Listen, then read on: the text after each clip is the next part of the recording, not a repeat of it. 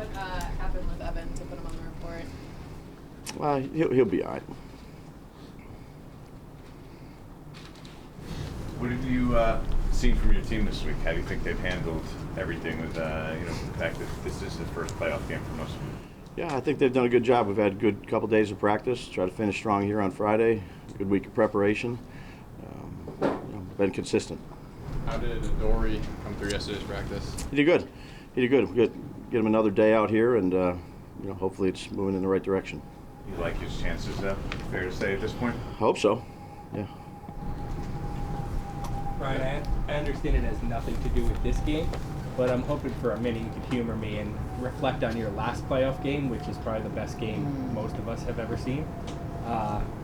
What did you learn from that? Was that maybe like being an offensive coordinator in a game where you didn't even have a shot at the end of the ball? Is that one of the more heartbreaking losses you've ever had? What sticks with you from your last playoff game? I'd say I'm not very funny. I can't humor you. I'm not very funny. I can't humor you. No, I haven't thought about it. Everything's geared toward this week. As far as just the overtime, though, the rule change, how much time you spent strategizing, if it does come to that, how you guys will manage it? A lot. Yeah. I'd say that we, myself, Ty, Cade, I brought the coordinators in. I'd say we started last night and had some long conversations, had some more this morning. So, it definitely adds a wrinkle to it. Brian, you were involved in obviously the game that was probably the tipping point in changing it, but did you ever remove yourself from, sorry? No, I'm looking at Ryan because I know you just asked me that question. No, not the exact same one, but yeah, what I'm saying is, were you a proponent of it? Like when you kind of look back, or were you able to kind of remove yourself from that game and be like, I'm in favor of this change and not in favor of this change? I just go with whatever the rules are. So whatever they are, whatever they implement the next year, it's our job to make sure we do a good job and educate ourselves, strategize, coach. That's whatever it is, it is. Babes, you've been in a lot of playoff games, obviously, as a coach. You've got a bunch of players that have not been to playoff games, particularly a guy like Leonard, who's been 8 years now. How do you feel? We were talking to Wink about this a little bit yesterday, about your feeling for some of these guys that are getting to taste this for the first time. Yeah, haven't thought about it relative to just our team, what we need to do, how we need to prepare. Like I said before, it's they've earned the right to be here. And now we have to have a good week. We have to practice the right way. We have to prepare the right way. And ultimately have to go out there on Sunday and play a good football game. Do you have any appreciation for, it seems like Leonard is dealing with a lot of pain and playing through it. How much appreciation do you have for what he's going through? Yeah, Leo, I'd say I have appreciation for all the players. This is, if you remember Parcells' Hall of Fame speech, those guys are dinged up, they're sore. They go through a lot, all the way from OTAs all the way through on. So, it's a player's game. I just respect what they do. I appreciate what they do, from Leo all the way down. X coming back with his hand. I mean, it's important to them. They care about the game. They care about their team, and a great appreciation for those guys. You mentioned McKinney. It's certainly an interesting journey from him from the bye week.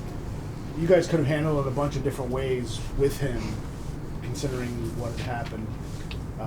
What was important or most important for you when it dealt with him? I know you said his health, obviously, but did you pay attention to how the team reacted to him, his players in the his teammates in the locker room, and did that kind of influence maybe how you approach that situation with him coming back?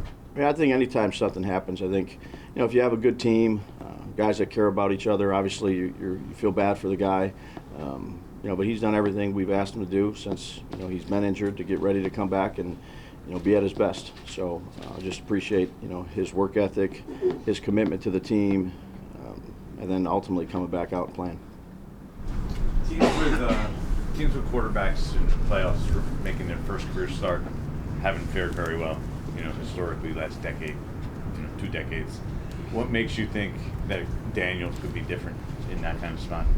Yeah, I mean, just like some of the other things, I don't concern myself with that. That's years past. I think go out there, have a good week, prepare the right way, and then go play a good game.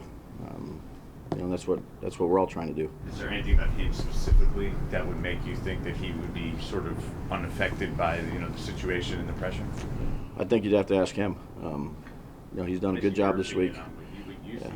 Yeah. No, I see him just like all the other guys, being consistent, working hard, doing the things we need to try to do. Do you feel like everybody, other than, I think you said last week or 2 weeks ago, that Dory would go right down to the wire? Do you feel like everybody else is a yes right now? And is it Dory down to the wire again? I'd say we have another day here with some of those guys, but I'm optimistic with the guys that we have. Brian, what do you think it is about Kayvon that he seems to really embrace the big moment? He's talked about it since before the season, and he's done it during the year. It's a good question. I don't know. He's just done what we've asked him to do since he's been here. Obviously he was a high recruit, and he was a good player at Oregon, and he's come in. I think the one thing that he's done is he's just kind of listened to the veterans. I think those guys like Leo and Saquon, Adoree', Dex have really kind of taken him under his wing, and he's just done a good job of being a good teammate and getting better each week. Anything in particular on your mind from the first matchup in Minnesota you're trying to take into this week? Yeah, I think you take everything into account. You definitely study that tape. You study all the other tapes. It's a one-game season, so you put everything you got into it. How many times would you say you watched that tape at this point? A lot, yeah. I don't know. I'd just say a lot. I don't know. Any more of the skull chant at practice this week? The what one? The skull. Yeah, we try to blare it up as loud as we can. All the music that we got. Anticipating a pretty hostile crowd. How much made of the players on this roster that don't necessarily have playoff experience, but the way you guys have played throughout this year, the way you guys have won this year, the not necessarily winning pretty, does that almost prepare you for the playoffs? Because that tends to seem how a lot of those games go. I think each week throughout the season, you learn from your experiences, good or bad. We try to compete for 60 minutes. When you're playing the playoffs, you're playing a really good football team, so everybody's going to be at their best. When you're drafting a pass rusher, obviously you have his tape in college. How do you project that he will be able to finish games in the pros? Talking about like in the fourth quarter? Yeah, like that he'll be able to make the play to win the game, which is really what you're looking for. No, you look at stuff like that. I mean, I think that, guys particularly that you pick in the higher rounds, you want them to play, you evaluate how do they play in the biggest moments. I don't want to put too much on Kayvon. He's a guy that's, in his first playoff game, but I just say that he's approached everything that we've asked him to do the right way.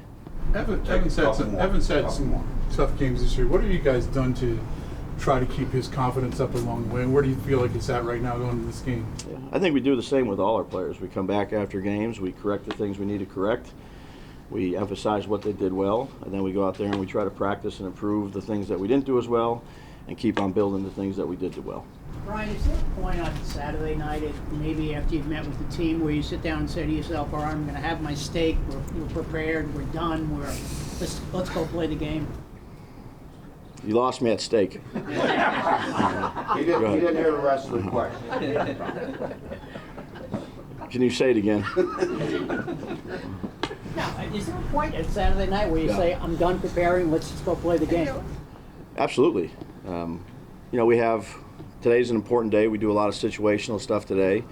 We'll have our meetings tomorrow morning. We'll get on an airplane. We'll go have some, meetings at night. And then, I don't really say a whole lot the night before games. It's a player's game. We've prepared the right way. Now we got to go out there and play. You don't say a lot before games? Not a lot.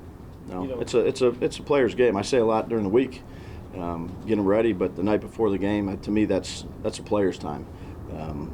Same the day, right before the game. That's players' time. It's a players' game, and they're good. We got good leaders in our room, and just let them go out and play. When you were with Eric, he used to often bring in somebody on Saturday. What did you make of that? Did you ever bring in people? Yeah, to talk. You remember he used to bring certain guys in boxers. Yeah. That was kind of his thing. Yeah. I'd say that's more of an off-season thing for us. It's really our team, our coaches, some staff members, and meet offensively, defensively in the kicking game, and go get a steak. All right, Jake.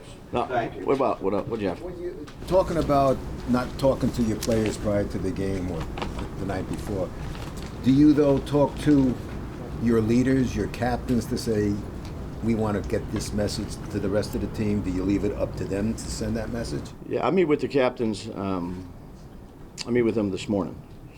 So I meet with the captains, and then within that meeting are the coordinators too. So there's obviously a message. It's kind of the final message before practice on Friday. Maybe some things to help me out with the locker room, or anything that they want to bring up. It's, we're all inclusive in this. We're all in together. I just emphasize it's their team. It's the players' team. So I'm just part of the spoke on the wheel.